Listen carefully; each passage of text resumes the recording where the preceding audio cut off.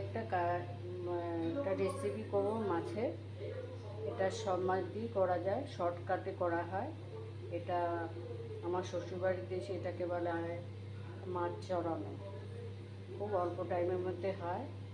আলু দিতেও পারো, না দিতেও পারো। আলুটা প্রথমে সিদ্ধ করে নিতে হবে। আলুটা সিদ্ধ হয়ে গেলে তারপরে অর্ধেকটা আলুটা কিছুটা সিদ্ধ হয়ে গেলে তখন এই মাছগুলো, কাঁচা মাছগুলো দেবো। কাঁচা মাছগুলো এভাবে দিয়ে দেবো। খুব শর্টকাটে রান্না, খেতে খুব ভালো হয়।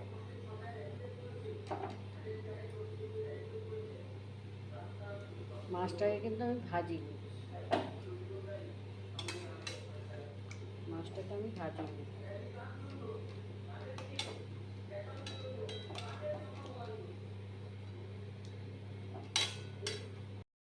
নামানোর আগে আমি কাঁচা সর্ষের তেল দেব।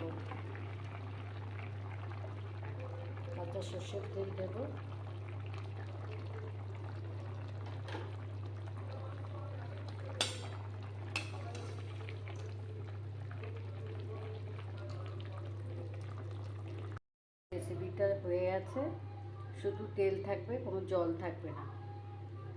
কমপ্লিট হয়ে গেছে। খুব শর্টকাটে রান্না।